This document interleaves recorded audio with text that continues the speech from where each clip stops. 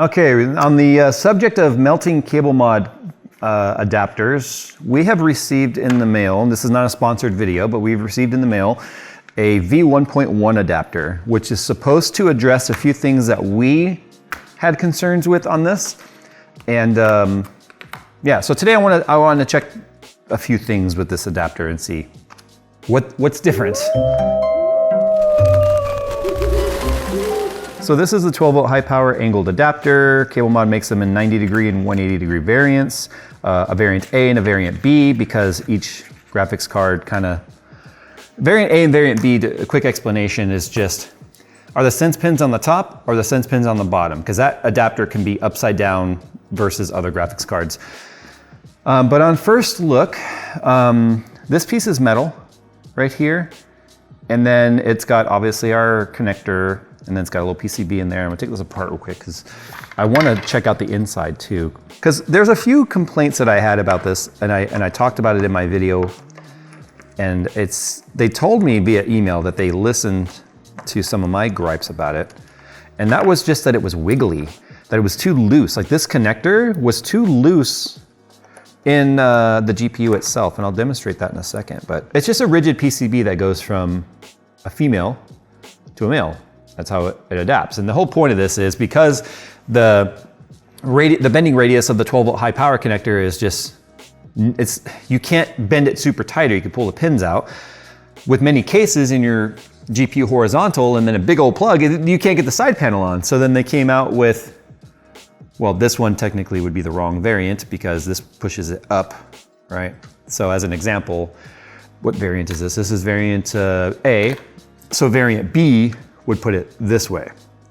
But one of my biggest complaints, and I'll show it in a sec after we look at the PCB. So you can even see this guy, look. You can see that kind of wiggles in there. So here's what it looks like on the other side.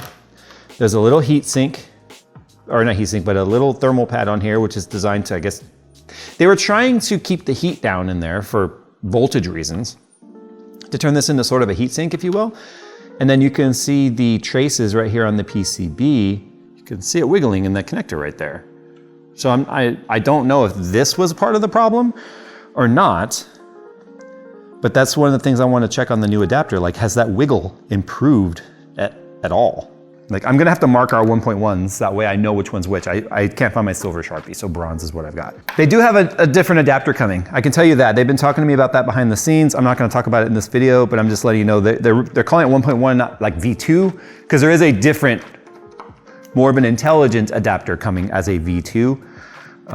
I think they're gonna call it V2, I don't know. But more on that when it's ready. If I take this off, it's a bigger heat pad. So it's touching the entire backside now. But for all intents and purposes, it looks pretty much identical.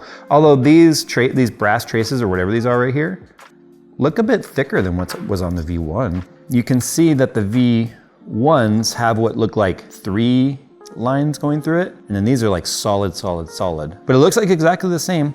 Realistically, what they've addressed, and they said that they've changed with this, is the tightness at which it fits in the GPU itself, because that was where my major concern was. I talked about the fact that it was wiggly.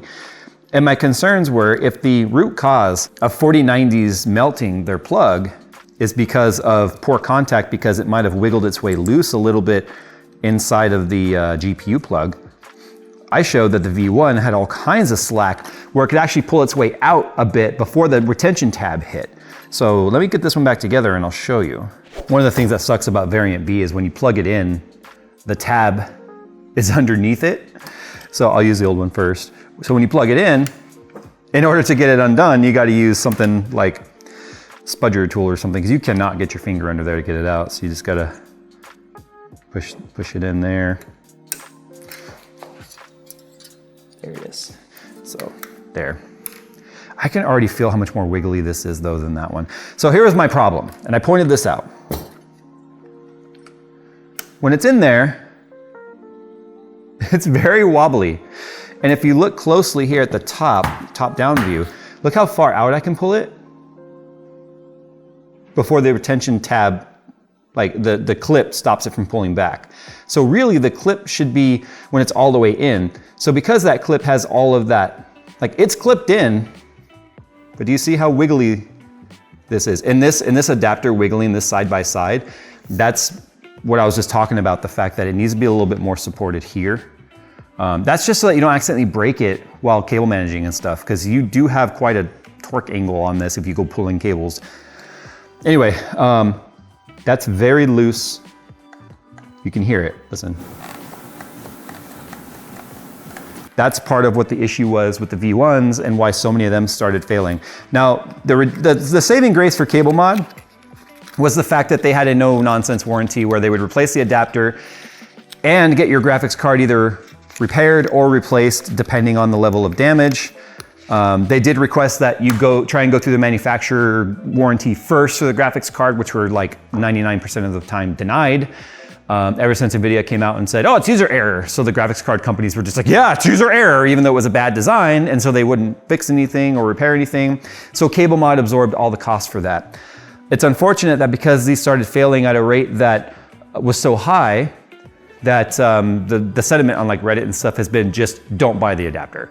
Now, I still stand by the adapter on like 4080s and down, even though a few 4080s did melt in very rare instances. It's about the loose connection and the high wattage that a 4090 can pull. So 4070 Ti, 4070, 4080, 4060 Ti, they're not gonna melt the connector more than likely just because they don't pull the amount of watts. So what they said is that they have fixed this adapter or this plug to have a tighter fit. So that's what I'm gonna test right now. Okay, it already takes quite a bit more force to get it to connect, but it still has, it can still pull out slightly when it's in its farthest out. And I think that's just gotta be the spec of this plug because it's this clip. This clip right here needs to be like a 1/4 millimeter or 1/2 millimeter shorter. You can hear it. You can hear it unseat. Now I love CableMod and I think they're trying it and it's tighter. It's a tighter fit. I feel like either they changed the pin type. I'm not sure exactly what kind of pins these are. Can't really tell without a magnifying glass. It certainly does feel tighter. Like when it's seated down, that sucker is definitely tighter in there. There's no doubt about it. Like it's pretty firm. Tighter than the V1 for sure. I'm gonna preface this by saying, I have a 90-degree adapter V1 at home. I check it regularly. I also have one in a 180 adapter V1 in my workstation here with a 4090 in it that I also check regularly.